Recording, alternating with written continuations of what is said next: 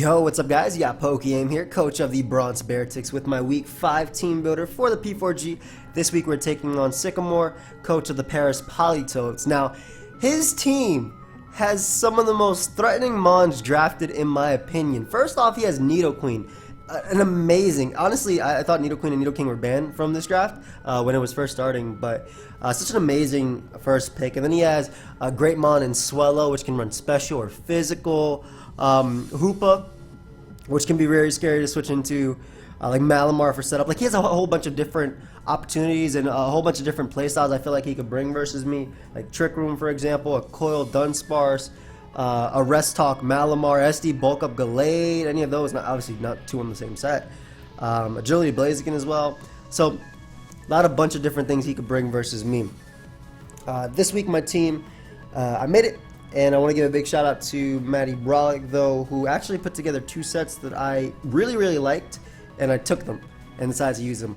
Also, big shout out to Gypsy for always giving his opinion, and Count, as well as Aki and Sticks. They tested with me, which helped me come up with the final, the final team you guys see here. Basically, I mailed a team and was like, okay, can you guys test with me? And they do, and then based on what I play, I either take that into account when I go into the actual game or I change my team accordingly. So, first off, when we looked at his team, no ground answers. 1,000 arrows is going to be clicked. So, of course, I had to bring Choice Band Zygarde 10%. Choice Band Zygarde hits his team for, every member on this team for a 2-hit KO. Literally every member on his team for a 2-hit KO or OHKO. It just hits incredibly hard versus him. The main Pokemon I see him bringing, Nidoqueen and Swellow, are obviously weak to it. I do expect him, if he does bring them, Nidoqueen and Registeel, if he does bring them, I expect them to have Shuckle Berries, or like Fizz Def on Nidoqueen or something like that to take, and then have like Ice Beam or something. But for the most part, Zygarde, when it comes in, especially versus a weakened mon, it is getting a KO. So I wanted to bring Choice Band Zygarde. We have 1,000 arrows, we have Extreme Speed, which helps me check Swellow. Superpower, I decided on Superpower because it hits Lapras as well as Dunsparce, and I think Dunsparce is a pretty important one for more damage. And Toxic as my last move. Originally I had Outrage, but like looking at it and then thinking about, Coil Dunsparce could actually be a problem. At least Toxic gives me a way of checking it, while it does sacrifice my Zygarde to a Glare, Coil, Headbutt type set. At least I don't get 6-0'd by it. So I wanted Toxic just to be able to catch that if possible. I mean, 1,000 arrows is going to do a ton of damage to literally everything on his team anyway.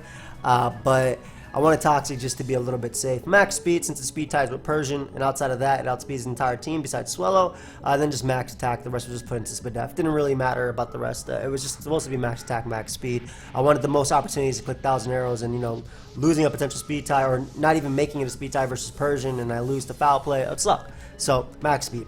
Next up, we have Zudo, the Mesprit. Now, I wanted a Pokemon that could switch in at least once on Nidoqueen, and Earth Power Nidoqueen being a very big threat. This is also a mon that can literally take a hit from every mon on his team besides Hoopa. Life Orb respects Hoopa, can easily knock me out. But I have a Cobra Berry, that way I can check Malamar, as well as Gallade's knockoff. Psychic, because I'm able to do damage, 2-hit KO to Nidoqueen. Signal Beam, because it 2-hit KOs Max Spadef, Max HP, Careful Nature, Malamar, and I think that thing is a giant threat if it does set up. So I at least wanted a mon with a Cobra Berry that could take a hit and do enough damage to the point of something else being able to knock it out.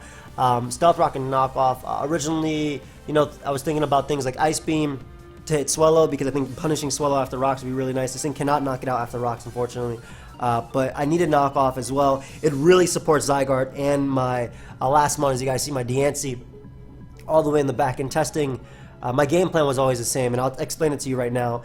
In testing, my game plan was always the same. Swellow is a giant threat, but it cannot knock out any mon on my team besides Rose Raid without a Guts boost. So if it's, for example, Zygarde versus Max HP Swellow, if it's Boom Burst, yeah, but then if it's Boom Burst, it has to run HP Steel.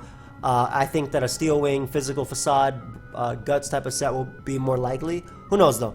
But besides that, Zygarde can stay in versus a physical one, and I'll be able to tell from, like, U-turn damage on Hariyama. That's literally how I've been playing my games. If I don't see Hoopa on my opponent's team when testing, I lead off with Hariyama. They usually lead Swellow, and they usually U-turn, and I find out right away if they're max attack or not. I click close combat immediately because I live the Brave Bird, and I'd rather trade, a Pokemon that outspeeds all of my team for 70-80% on Hariyama just to be able to make sure that Swallow does not beat the rest of my team. But I like knockoff a lot. I love the support it brings, knocking off Shuka Berries on Registeel, especially because it lures it in, and it's great for setting up rocks.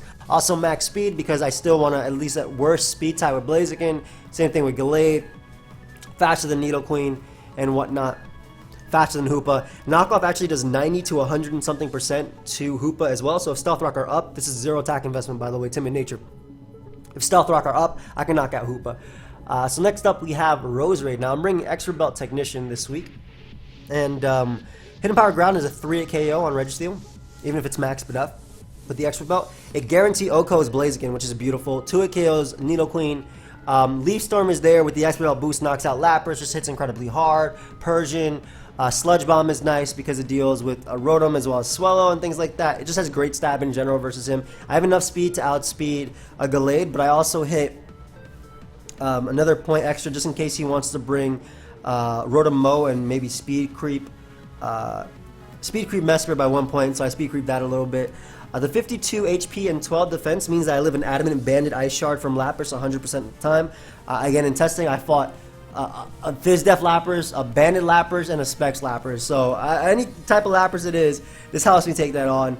And spikes are just really nice for pressuring him with Zygarde and pressuring him with my Diancie. A lot of the team was based around, as we kept going, a lot of the team became based around Diancie and just put in a lot of work. So that's why I brought this type of Roserade versus him. Hidden Power Ground, Leaf Storm, and Sludge Bomb just hits his entire team incredibly hard. And I opted for Expert Belt over Life Orb just because the more HP I have, the better. Like I can take a Seismic Toss into Ice Punch from Registeel. And, you know, with Life Orb, I wouldn't be able to. And plus, the Extra Belt boost actually gives me enough power to be able to do damage. Obviously, my Leaf Storm misses out on that extra oomph, but keeping my HP ground, keeping my Leaf Storm as strong versus, you know, Lapras is still pretty good. So next up, we have Gator-sama, my Hariyama. Another big shout out to Matty Brock because he actually came with the set before I even started building. But he was like, this set means that I'm not 2-hit KO'd by a max attack, physical, Life Orb, Sheer Force, Poison Jab, Nidoqueen. I'm also not 2-hit KO'd by max special attack, Modest, Sheer Force, Sludge Wave, Nidoqueen. Thick Fat I have because, I mean, we had like 3 different abilities, and they're all good in this, Guts, Thick Fat, and Sheer Force. I had Ice Punch originally on it too, but I like Thick Fat because Lapras is a legitimate threat, and as you can see, I don't have an Ice Resist on my team. This becomes my Ice Resist with Thick Fat, so Specs Lapras is a legitimate threat. Also helps me switch it on Blaziken a little bit easier. The cool thing about this thing is with the Impish nature, 244 HP, 220 defense, and then the 44 Spadef, I'm not KO'd by a Life Orb Psychic from Hoopa or a Life Orb Psy-Shock. So I can take a Life Orb Psychic and a Life Orb Psy-Shock from Hoopa, which is pretty cool. I also take Brave Bird unboosted from Swallow, which is really, really good, because again, in testing I always let off a Hariyama because they always let Swallow versus me, and it just basically forced Swallow to go for U-turn. I got crucial information based on the U-turn damage, if it was max attack or not, and I could go from there and just not force it to have Guts and get a kill every single time. Because even though I do have a Diancie on my team, it is a Pokemon that can take a Guts boosted Steel Wing from Swallow, but it's not my switching to Swallow 100% of the time. I don't want it being worn down because it's a really good win con, as you guys will see. But Fake Out plus Bullet Punch, Close Combat, Earthquake. Close Combat and Earthquake in particular hit his entire team for neutral or super effective damage. I love Earthquake because it hit Blaziken harder as well as Nidoqueen. Popping that Shuka Berry, helping out my Zygarde. I like Earthquake a little bit more than Knockoff. Like Stealth Rock and Spike. Earthquake into Bullet Punch, knocks out Hoopa.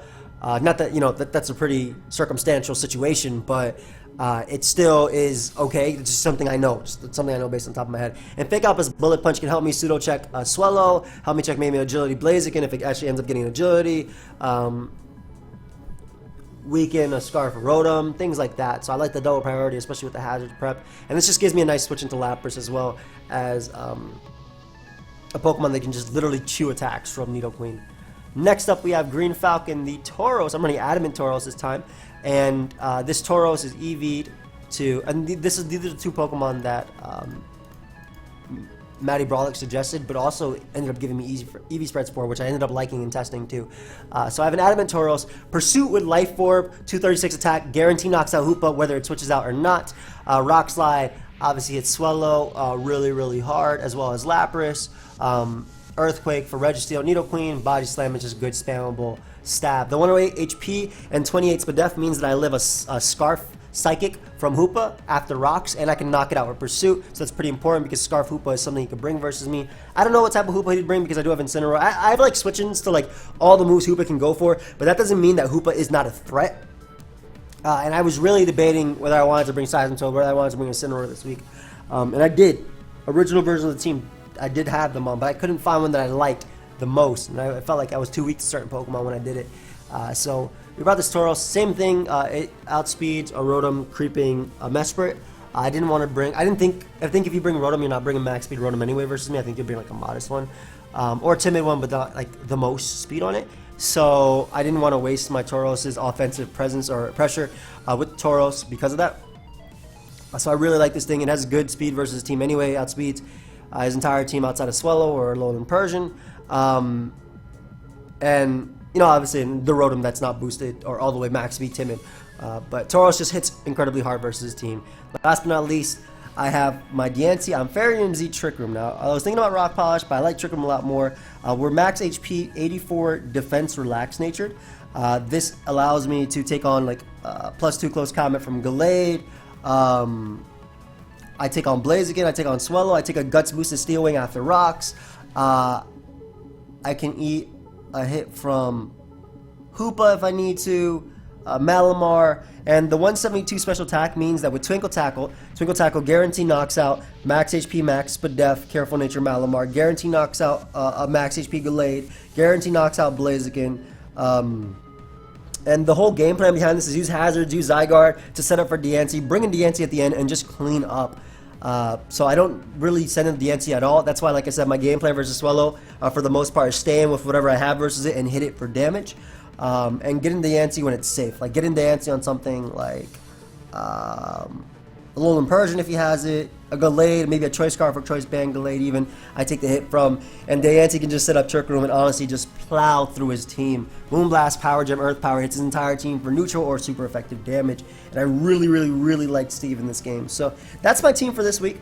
Let me know your guys' thoughts. You guys can check out the battle. It will be up on Sunday. I'm going to ask him if we can do 2 p.m. Eastern. But yeah, I hope you guys all enjoyed and are looking forward to the Week 5 battle of the P4G. I'll see you guys next time. Goodbye, my friends.